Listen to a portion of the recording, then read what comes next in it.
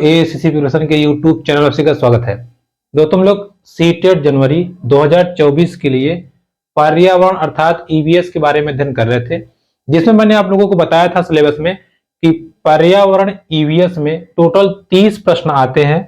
उस 30 प्रश्न में से हम लोगों ने शिक्षा शास्त्र यानी कि पेडोलॉजी, शिक्षा शास्त्र यानी कि पेडोलॉजी के जो 15 क्वेश्चन है, इनके टॉपिक को हमने कवर कर लिया है। कल की जो वीडियो थी वो लास्ट वीडियो थी शिक्षा शास्त्र से संबंधित, उसको हमने कवर कर लिया है। अब हम लोग ईवीएस का जो दूसरा सेक्शन है एनसीईआरटी की किताबें, एनसीईआरटी की किताबें क्लास 3, 4 और 5। अब आज से हम लोग एनसीईआरटी की किताबों के जो टॉपिक्स है उसको हम लोग कवर करना शुरू करेंगे। लेकिन जब आप सिलेबस देखेंगे तो आप कहेंगे ये तो इसका जिक्र तो कहीं है ही नहीं। है, कहां है, हम समझाते हैं आपको। देखिए, ये दूसरा सेक्शन था जो हम लोग का सिलेबस में है पेडोलॉजी, इसको हमने कवर कर लिया है। हमारा जो पहला सेक्शन है वो क्या है, हम आपको समझाते हैं। देखिए, जब आप सिलेबस ओपन करेंगे तो आपको पहले ही एकदम स्टार्ट में ही लिखा है परिवार। क्या लिखा है? परिवार। ठीक है, परिवार और मित्र, ये आपका पहला टॉपिक है, फ्रेंड्स एंड फैमिली, परिवार और मित्र। इसके बाद आप आगे बढ़ेंगे तो दूसरा आपका टॉपिक इसी में है भोजन। क्या है? भोजन। तीसरा टॉपिक आपका है जल। चौथा टॉपिक आपका है आवास। और पांचवा टॉपिक आपका है यात्रा। और छठा टॉपिक है चीजें। चीजें हम बनाते हैं और करते हैं और करते हैं। ठीक है, यहां जो लगा लीजिएगा, चीजें जो हम बनाते हैं या करते हैं। ये 6 टॉपिक आपको सिलेबस में दिए गए हैं। देखिए, अब ये जो 6 टॉपिक आपके हैं, ये 6 मुख्य विषय हैं, या आप मोटा मोटा कह सकते हो कि ये जो मेन पॉइंट्स हैं, इनको हम क्या कहते हैं, मुख्य विषय। तो आपको एग्जाम में कभी कभार इनमें से 3 दे देगा, चौथा कोई और दे देगा, कहेगा कि बताइए इनमें कौन सा मुख्य विषय नहीं है। तो जो इनमें से नहीं रहेगा वो नहीं रहेगा। या तो कभी कभार आपको 3 ऑप्शन अलग अलग दे करके इनमें से कोई एक देके पहलेगा बताइए कौन पर्यावरण का मुख्य विषय है, तो ये है। अभी हम याद करवा देते हैं, परेशान ना होइए, बिल्कुल ना परेशान होइए। देखिए, परिवार और मित्र के अंतर्गत आता है संबंध। संबंध मतलब रिश्ते नाते। इसके बाद में इसी के अंतर्गत आता है आपका, इसी के अंतर्गत कार्य एवं खेल। कार्य एवं खेल। और इसी के अंतर्गत आता है आपका जानवर। और इसी के अंतर्गत आते हैं आपके जानवर के बाद में पौधे या प्लांट्स। देखिए, तो आपसे क्वेश्चन कैसे पूछेगा? मान लीजिए आपसे पूछा कि कौन मुख्य विषय नहीं है। आपको ऑप्शन दे दिया यात्रा, आवास, जल और जानवर। तो जानवर मुख्य विषय नहीं है। ये कौन से हैं? ये है उप विषय। 4 उप विषय हैं। 4 उप विषय हैं, इसको ध्यान रखिएगा। और 6 क्या है? मुख्य विषय हैं। 6 क्या है? मुख्य विषय। आपसे एग्जाम में क्वेश्चन हर लगभग 2-3 साल गैपिंग में एक पूछता है 100%। तो 4 आपके उप विषय हैं, यानी कि सब सब्जेक्ट, और 6 आपके मेन सब्जेक्ट है, मुख्य विषय। ठीक है, समझ में आ गया? अब देखिए, कहीं भी इस चीज को हम कैसे समझेंगे, ध्यान समझिएगा। जैसे कोई न्यू बॉर्न बेबी है, ठीक है, मान लीजिए एक नया जो न्यू बॉर्न बेबी है, जो बच्चा है, जब इसका जन्म होगा, ऑब्वियस सी बात है, जन्म कहां होगा? आप बताएंगे परिवार में। नए बच्चे का, नवजात शिशु का जन्म कहां होता है? परिवार में। परिवार में उसके जो सगे संबंधी रहते हैं उसके साथ मित्रवत व्यवहार करते हैं। तो सबसे पहले कहां आया? परिवार में। क्लियर? उसके बाद में इसको जरूरत पड़ेगी भोजन की, भूख लगेगी भोजन की, भोजन के साथ साथ पानी की। अब जब खा पी लेगा एकदम आराम से, तो फैल के सोएगा भी। सोएगा मतलब आवास की जरूरत पड़ेगी। अब जब सो लिया तो फिर जब थोड़ा बच्चा बड़ा होता है तब तंग करना शुरू करता है, कभी उलट पलट के यहां जाएगा, कभी उलट पलट के वहां जाएगा, यानी कि अब क्या जरूरत पड़ती है? यात्रा की। और फाइनली जब थोड़ा सा और बड़ा होता है, फिर वो खेलने लगता है, मिट्टी के खिलौने बनाता है, तोड़ देता है, कागज खिलौने बनाता है, तोड़ देता है, यानी कि चीजें जो हम बनाते हैं और करते हैं। तो आप एक सीक्वेंस के रूप में आराम से 6 पॉइंट याद कर सकते हो। हाँ, बच्चा आया परिवार में, ओके, भोजन जरूरत पड़ेगी, पानी की पड़ेगी, रहने के लिए घर की पड़ेगी, तो भोजन पानी आवास या भोजन जल आवास, फिर यहां वहां घूमेगा यात्रा, और लास्ट में चीजें जो हम बनाते हैं। अब ध्यान समझिएगा, ये के छो जो टॉपिक हैं, 6 टॉपिक एनसीईआरटी क्लास 3, क्लास 4 और क्लास 5, इन तीनों बुक्स में 3, 4, 5 जो एनसीईआरटी किताब है आसपास, उस किताब में इन 6 टॉपिक से संबंधित बहुत सारे बिंदु हैं, बहुत सारे पॉइंट्स हैं, बहुत सारे तथ्य हैं जिनको हमें जानना है, और जो एग्जाम में आपसे डायरेक्ट पूछता है। जैसे कुछ जानवरों की खासियत पूछ लेगा, कुछ पेड़ पौधों की खासियत पूछ लेगा, कुछ जगहों के बारे में पूछ लेगा, कुछ विभिन्न प्रकार के भोजन के नाम पूछ लेगा, कुछ आपको पूछ लेगा कि आप यहां से यहां जाते हो तो कौन कौन जगह बीच में पड़ेगी, आप इस राज्य में रहते हो तो उस राज्य में वो कहां पड़ेगा। तमाम प्रकार की चीजें आपसे इन्हीं 6 पॉइंट से पूछेगा, ठीक। लेकिन हाँ, अब यात्रा लिख दिया तो आप ये मत समझ लीजिए कि आप बाइक से गए और चले आए। अब आप बाइक से गए तो रास्ते में कई खड्डा पड़ा, कहां पेट्रोल पंप था, कहां क्या था, ऐसे समझिए पूरा आपसे पूछेगा, ठीक है। तो जो जो टॉपिक हम पढ़ेंगे, हर एक टॉपिक को समराइज करते हुए एकदम डिक्टो पॉइंट टू पॉइंट हमें पढ़ना है, फालतू चीजें दिमाग में नहीं घुसानी है। फालतू अगर आपको घुसानी है तो आप गूगल से सर्च कर सकते हो, बहुत सारा मिल जाएगा, लेकिन हमें यहाँ केवल डिक्टो पढ़ना है, कम पढ़ के हमें ज्यादा मार्क गेन करना है, ठीक है। तो ये 6 पॉइंट आपको क्लियर हो गए। इन्हीं 6, अब देखिए, अब जैसे हमने आपको पेडोलॉजी पढ़ाया था टॉपिक वाइज, ये टॉपिक वाइज नहीं चलेगा, ये हम क्लास 3, 4, 5 की बुक जैसे ही कवर करेंगे पूरा खत्म हो जाएगा, कुछ बचेगा ही नहीं। अब आप देखेंगे भोजन की भी चर्चा उसी में होगी, जल की भी होगी, मित्र की भी होगी, यात्रा की होगी, सब कुछ की चर्चा होगी। और जैसे ही एनसीईआरटी 3, 5, 4, 5 खत्म होगा, हमारा ईवीएस का पूरा सिलेबस कंप्लीट हो जाएगा, ठीक है। तो चलिए आज हम शुरू करते हैं एनसीईआरटी क्लास 3 की ईवीएस यानी पर्यावरण की पुस्तक की हम शुरुआत करते हैं, ठीक है। चलिए देखिए, मेरा हमेशा उद्देश्य है मैं आपको केवल सिखाऊं, ठीक है, पढ़ाने को नहीं, सिखाना है हमें। तो क्लास 3 एनसीईआरटी क्लास 3 की पुस्तक को हम समझते हैं। देखिए, क्लास 3 एनसीईआरटी, एनसीईआरटी, ठीक है। Class 3 NCERT EVS, EVS means होता है पर्यावरण। चलिए इसको हम समझते हैं। देखिए, सिंपल सी बात है, हम हो, आप हो, कोई हो, ठीक है। अब जैसे मान लीजिए एक बच्चा है, एक बच्चा है भाई, ये है हमारा बच्चा, मुस्कुराता हुआ एक बच्चा है, ठीक है। ये बच्चा पैदा होता है, कहां पैदा होता है, नाम ध्यान रखे रहिएगा, मध्य प्रदेश। मध्य प्रदेश, क्योंकि भाई साफ सुथरा यहां का शहर कौन सा है, इंदौर, तो पर्यावरण की दृष्टिकोण से वही बच्चा पैदा होगा ना जहां साफ सुथरा है ना। तो पर्यावरण की दृष्टिकोण से मतलब ये इंदौर में पैदा होता है, ओके। चलिए, अब जब ये बच्चा पैदा हुआ, कहां पैदा हुआ, इंदौर में। इंदौर के मध्य प्रदेश में, या मध्य प्रदेश के इंदौर में, मध्य प्रदेश राज्य के इंदौर में, क्योंकि वहां साफ सफाई बहुत है, पर्यावरण कहता ही है जहां साफ सफाई हो वहीं हो, तो वहीं ये पैदा होते हैं। कौन भैया, ये बच्चा, ठीक है। अच्छा, इस बच्चे का नाम क्या था, इस बच्चे का नाम था विष्णु चिंचालकर। क्या नाम था, विष्णु चिंचालकर।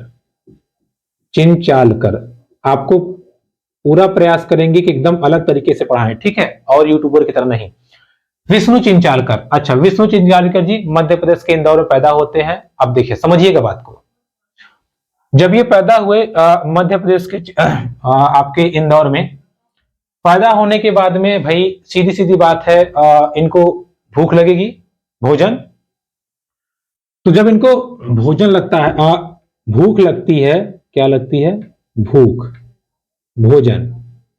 देखिए, तो इन्हें अलग अलग भोजन खिलाया जाता है। जैसे इन्हें खिलाया गया सरसों के तेल की सब्जी, सरसों के तेल की सब्जी, ये तो सभी लोग खाए होंगे, या सरसों के तेल में बनी हुई मछली, फिर इन्हें नारियल के तेल की मछली खिलाई गई, नारियल के तेल की मछली या आप समझ लीजिए सब्जी। फिर इन्हें टैपियोका खिलाया गया, टैपियोका। और लास्ट में इन्हें सांप का भोजन खिलाया गया। किसका? सांप का भोजन इन्हें खिलाया जाता था।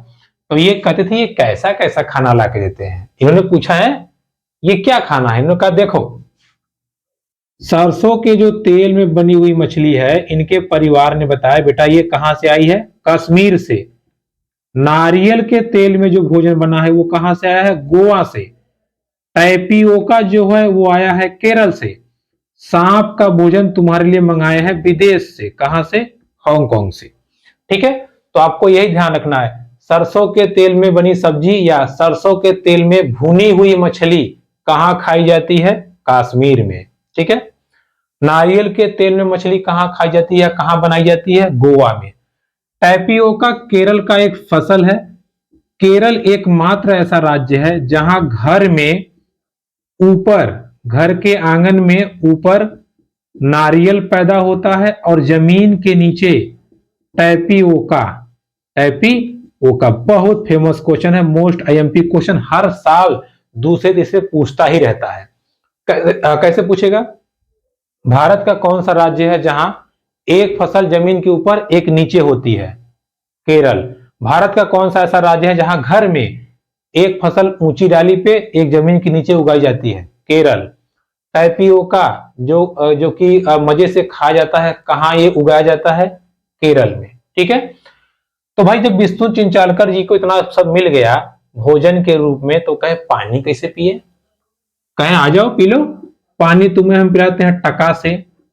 टका के बाद गर्म सोता, ठंडी है तो गर्म सोता से पी लो, इससे गर्म पानी आता है। टका जिससे पानी इकट्ठा करके रखते हैं। प्याऊ से पानी पी लो। प्याऊ मतलब पक्षियों के लिए गर्मियों में डाली बना करके कटोरी में पानी जो रखा जाता है उसको हम बोलते हैं प्याऊ। उसके बाद में नहर का पानी, तालाब का पानी, नल का पानी, हर जगह से ये पानी पी सकते थे। ठीक है, अब देखिए इस स्टोरी के माध्यम से सिर्फ इतना समझाना है आपसे। यहां क्वेश्चन कैसे पूछता है? डायरेक्ट पूछेगा सरसों के तेल में भुनी हुई मछली कहां खाते हैं? तली हुई, गोवा में। और नारियल के तेल में मछली कहां खाते हैं? सॉरी, सरसों तेल में कश्मीर, नारियल तेल में कहां खाते हैं? गोवा में। एक ऐसा राज्य बताइए या एक ऐसा जगह बताइए जहां घर में यानी कि आंगन में एक जगह ऊपर एक फसल ऊपर एक फसल नीचे होती है। कौन सी? केरल। ठीक है, सांप से बना भोजन कहां खाया जाता है? हांगकांग में। और इस सांप के भोजन को हम कहते हैं लिंगहू फेन। क्या कहते हैं?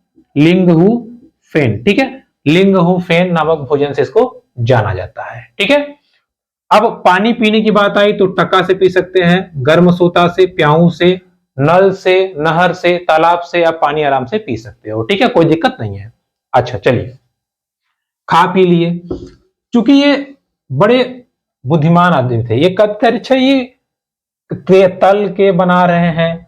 इन्होंने पूछा मम्मी ये बताओ आप जो आलू है, आलू को आप भून देती हो यानी कि भून कर बना देती हो, हम खा लेते हैं।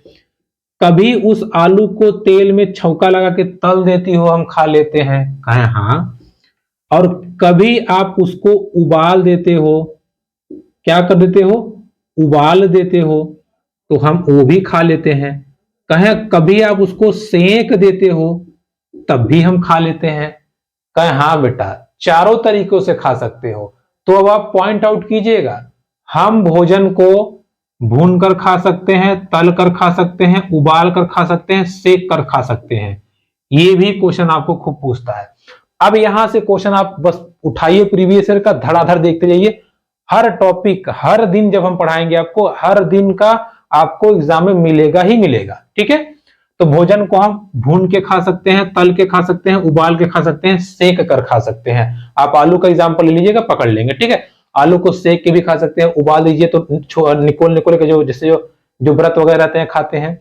उसके साथ साथ आप क्या कहते हैं उसको सेक कर खा सकते हैं, भून के उसको भूज दीजिए, भरता बना खा जाइए, या ऐसे भी खा सकते हैं। ठीक है, ये ध्यान रखिएगा। चलिए अब देखिए इतनी कहानी होने के बाद में जब इन्होंने खा लिया पी लिया, सब कुछ काम हो गया इनका, खा लिए पी लिए, खाना भोजन पानी इनका हो गया। अब सब बस समझिएगा बात को। जब ये भोजन पानी कर लिए तो एक दिन ये चिंचालकर जी भाई मध्य प्रदेश में पैदा हुए हैं ना, तो साफ सफाई भी ध्यान रखेंगे। एक दिन ये गए, देखे बागीचे में बहुत पत्ते गिरे थे। क्या गिरे थे? पत्ते। ये लाए पत्ते को, इन्होंने कहा एक पत्ता हो गया। फिर इन्होंने कहा ये हो गया दूसरा पत्ता। फिर इन्होंने एक और लगा दिया बल्ली पत्ता। फिर नीचे यहां 2 पत्ता लगा दिए। फिर कहे मम्मी देखो देखो हम क्या बनाए हैं, मम्मी देखो क्या क्या बनाए हैं। क्यों? कहीं बेटा तुम तो चूहा बना दिए हो। क्या बना दिए हो? चूहा। कहे हाँ। और फिर एक दिन पत्ता लाए, फिर एक पत्ता लाके ऐसे इन्होंने लगा दिया, दूसरा पत्ता इन्होंने ऐसे लगा दिया, तीसरा पत्ता ऐसे लगा दिया, एक और पत्ता इन्होंने ऐसे लगा दिया, फिर इन्होंने ऐसे लगा दिया, फिर इन्होंने ऐसे लगा दिया ऐसे, फिर इन्होंने ऐसे लगा दिया। कहा देखो मम्मी क्या बनाए? कहे हाँ बेटा तुम तो गणेश जी की मूर्ति बना दी है। क्या बना दिए? गणेश जी की मूर्ति बना दिए। कहे हाँ तुम बहुत चालाक हो गए, चलो चलो तुम अब पत्तों से चित्र बनाते हो। यानी कि पत्तों से चित्रकारी के लिए सबसे फेमस कौन है? वो है विष्णु चिंचालकर। ठीक है, विष्णु चिंचालकर जी पत्तों की चित्रकारी के लिए पूरे विश्व में फेमस हैं और बहुत ही प्रख्यात व्यक्ति हैं। ठीक है, तो यही समझाना था। पत्तों से चित्रकारी कौन करता है? विष्णु चिंचालकर। कहां पैदा हुए थे? मध्य प्रदेश में। ठीक है, विष्णु चिंचालकर पत्तों से चित्रकारी, विष्णु चिंचालकर पत्तों से चित्रकारी, विष्णु चिंचालकर। ठीक है, ये ध्यान रखिएगा। अच्छा, जब ये पत्तों चित्रकारी बनाते थे इनके घर वाले कहे, देखिए अब बात समझिएगा, इनके घर वाले ही बताए थे भोजन के बारे में, इनके घर वाले ही पानी के बारे में, घर वालों ने ही पत्तों की चित्रकारी को बढ़ावा दिया। अर्थात घर ही या हमारा जो घर होता है इस यही हमारा क्या है? प्रथम विद्यालय है। ठीक है, घर ही हमारा क्या होता है या स्कूल ही हमारा पहला शिक्षालय होता है, या आप कह सकते हो कि विद्यालय ही हम क्या है? हमारा पहला सॉरी मतलब कि घर हमारा क्या है? पहला स्कूल है। ठीक है, स्कूल हमारा प्रथम स्कूल क्या है? घर या परिवार। परिवार ही हमारी प्रथम पाठशाला है, परिवार से ही सबसे पहले बच्चा सीखता है। ठीक है, अब देखिए स्टोरी के माध्यम अपने इतना सीखा, आपको लग रहा होगा हमने कुछ नहीं सीखा। अब जाइए आप प्रीवियस ईयर का पेपर उठाइए, लगभग हर साल आपको एक प्रश्न मिल जाएगा, इतने में ही गारंटी है, इतने में ही आपको एक प्रश्न मिल जाएगा। आप देख लीजिएगा। ठीक है, देखिए चलिए। अच्छा भाई, अब ये जो विद्यालय होता है वो हमारा प्रथम, आप नोट्स बनाने की कोई जरूरत नहीं है, नोट्स आपको प्रोवाइड हो जाएगा। देखिए तो बात यहां पे आ गई कि जो प्रथम हमारी पाठशाला है वो क्या है? हमारा परिवार। ठीक है, प्रथम पाठशाला क्या है? हमारा परिवार है। अब हम यहां से आगे बढ़ेंगे और चीजों को समझेंगे। देखिए जब ये हुआ तो ये पत्तों की चित्राई कर रहे थे, पापा इनका कहा ऐसा करो अब तुम स्कूल जाओगे, तो ये घर से चले गए विद्यालय। भाई अपना पढ़े लिखे, लेकिन मन कहाँ लगता है? मन तो लगता नहीं है। तो ये वहां जाकर के क्या करने लगे?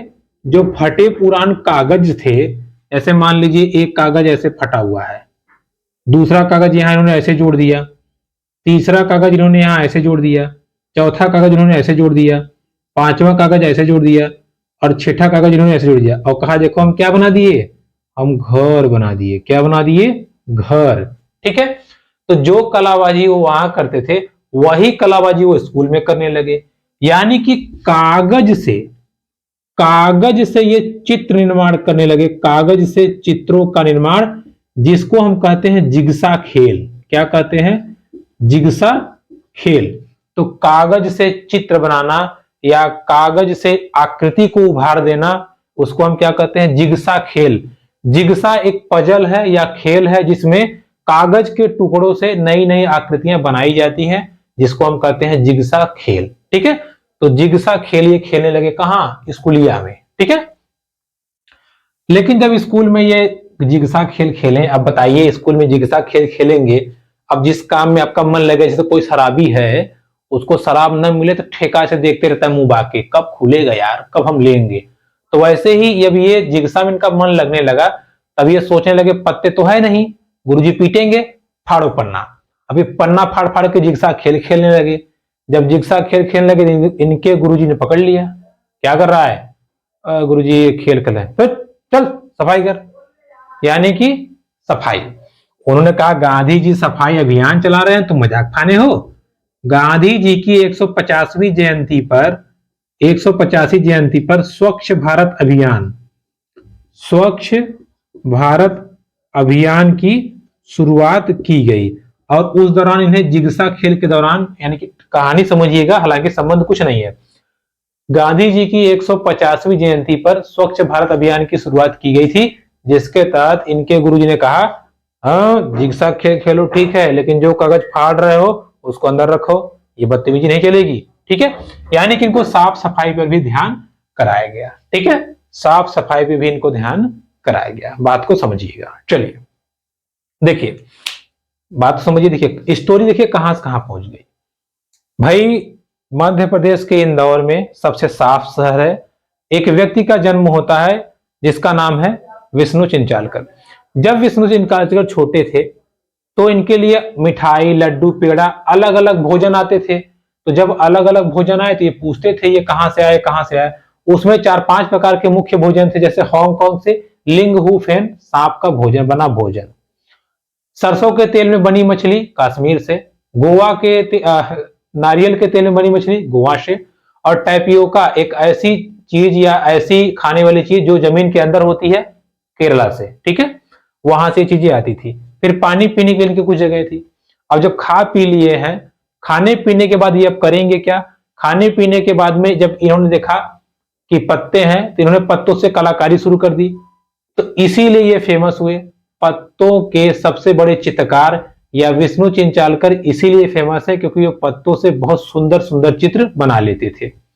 जब इनके परिवार ने ये सब जानकारी दी, अर्थात परिवार प्रथम पाठशाला है, तब ये स्कूल आए। स्कूल आने के बाद में इनकी जो हैबिट थी, इनका जो नेचर था वो नहीं बदला और ये जिगसा खेल वहां पे खेलने लगे। जिगसा मीन्स कागज के टुकड़ों से नई नई आकृतियों को उभारना या नए चित्र बनाना, क्या होता है जिगसा खेल, ठीक है। फिर उसके बाद में इनके गुरुजी ने कहा नहीं ये नहीं करना है, और गांधी जी के जो 150वीं जयंती है उस पे स्वच्छ भारत की शुरुआत की, स्वच्छ भारत मिशन की शुरुआत की गई है। इसके विषय में जानकारी हमें यहां से मिलती है। अब हम चलते हैं आगे, समझते हैं। देखिए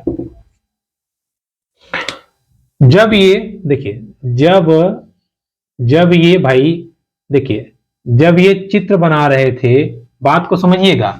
देखिए ये दो स्थितियां हैं, किसी बच्चे की दो स्थितियां हैं। देखिए पूरा पूरा आइडिया बदल जाएगा। हम समझते हैं कैसे। देखिए अब ये दो बच्चे हैं। अब मान लीजिए ये विष्णु चिंचालकर जी हैं, दो परिस्थितियां हैं, एक डांटने से पहले, एक डांटने के बाद। जब ये जिगसा खेल खेल रहे थे, जिगसा मतलब कागज से बना चित्रकारी, ठीक है, तब जब इन्होंने चित्र बनाया तो बड़े खुश हुए, इनको लगा वाह क्या मैंने कर दिया, बहुत खुश हुए। लेकिन जैसे गुरु जी ने कहा नहीं गंदगी नहीं फैलानी है, बंद करो इसको, तो इनका मुंह बन गया। अब देखिए दोनों को आप देख लीजिए, चेहरा देख के आप बता देंगे किसका थूथू निकला है और कोई एकदम मस्त है। अगर ऐसे हम मुंह बना के मुंह लटका के रहे तो कहे क्या हो गया, अरे कोई मर गया है क्या, एकदम प्रसन्न रहे तो कहे अरे कोई मिल गई है क्या। यानी कि चेहरे को देख करके आप बच्चे के हाव भाव को पढ़ ले, अथवा बच्चा अपना मनोस्थिति हाथ हिला के, सर हिला के, मुंडी हिला के, चेहरा बना के अपने हाव भाव को प्रदर्शित करता है, जिसे हम क्या कहते हैं मुद्राएं, जिसे हम क्या कहते हैं मुद्राएं। खान और पैसा वाला मुद्रा नहीं, मुद्राएं। जब एक बच्चा अपनी परिस्थिति को या अपनी चीजों को, अपने हाव भाव को, अपनी मनोस्थिति को चेहरा हिलाकर, आंख पलके झुका करके, कान हिला करके, सर हिला करके, मुंह बना करके जब वो प्रकट करे, उसको हम क्या कहते हैं, उसको हम कहते हैं मुद्राएं, ठीक है। मुद्राओं की मदद से बच्चा अपने अंतर मन की बातें आप तक पहुंचा सकता है, ठीक है। और हम भी मुद्राओं की मदद से बच्चे को ज्ञान दे सकते हैं। जैसे अब मान लीजिए हमने पूछा 2-2, बच्चा कहा 4, तो हम कहेंगे यानी कि सही है, ठीक है। अब मान लीजिए कोई बच्चा सोचा सर जाएं, तो आपने अगर कह दिया तो मतलब समझ जाएगा कि नहीं कह रहे हैं, आपने ऐसे कह दिया मतलब हाँ कह रहे हैं, ठीक है। तो ये भी आप ध्यान रखे रहिएगा, ठीक। बच्चा अपनी बात या आपकी बात को इशारों में भी समझ सकता है और आप उसे भी इशारों में समझा सकते हैं। तो इशारों में भी सूचना का आदान प्रदान होता है, या इशारों में भी हम नॉलेज को एक तरफ से दूसरी तरफ कर सकते हैं। ठीक है, तो यह भी ध्यान रखिएगा। ठीक, तो दोस्तों ये थी आज की हमारी क्लास 3 की एनसीईआरटी की पहली क्लास। वीडियो पसंद है तो please like, comment and share, subscribe to channel. धन्यवाद।